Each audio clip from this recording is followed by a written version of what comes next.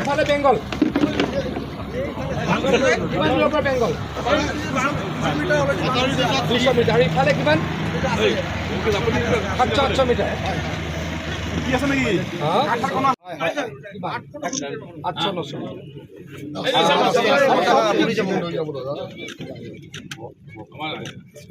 ঠিক আছে এতিয়াতো ডিচেম্বৰ মাহত কৰি দিম খাটাং কৰি কৰিছোঁ হ'ব আমি এটা নতুন টেকন'লজিৰে কৰিম ইয়াতে আমি বোল্ডাৰ নকৰোঁ ডাঙৰ ডাঙৰ বেগ লগাম টিউব বুলি কয় 25 মিটাৰ তাতে সেইটো এটা মাটি সোমাই দিলে 700 টন হৈ যাব এইটো আৰু কোনো উঠাই নিব নোৱাৰে এইটো বেছি ষ্ট্ৰং নিউ টেকন'লজি দেই নতুন টেকন'লজি কৰি আছোঁ এইটো বেছি ডাঙৰ হ'ব বেছি ষ্ট্ৰং হ'ব মাটি মানে টিউবত সোমাই দিব কষ্ট এটা টিউব হ'ব 25 মিটাৰ ওখ হৈ যাব 4 মিটাৰ বহল হৈ যাব 3 মিটাৰমান হ'ব ন 3 মিটাৰমান কথাটো বুজিছেনে তাৰ মাজত আমি মাটি সোমোৱাই বালি সোমোৱাই এইটো বহুত ষ্ট্ৰং হৈ যায় এইটো কিমান পানীও আহক উঠাই নিব নোৱাৰে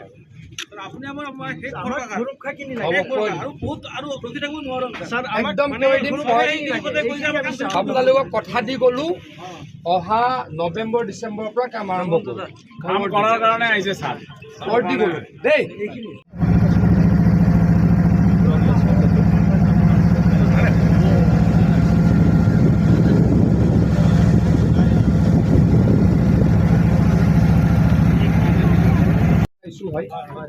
আপোনালোকক ৱৰ্ড দি গ'লোঁ সেইটো কৰি দিম হ'ব টেনশ্যন নাই ঠিক আছে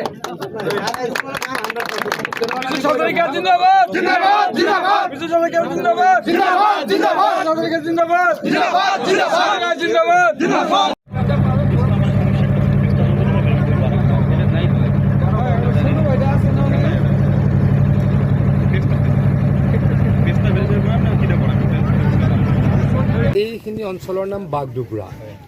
এটা অলপ ইণ্টাৰেষ্টিংলি মই যিখিনি জেগাত আছোঁ তাৰ পৰা সোঁফালে 200 মিটাৰত বেংগল আৰু বাওঁফালে 700 মিটাৰত বেংগল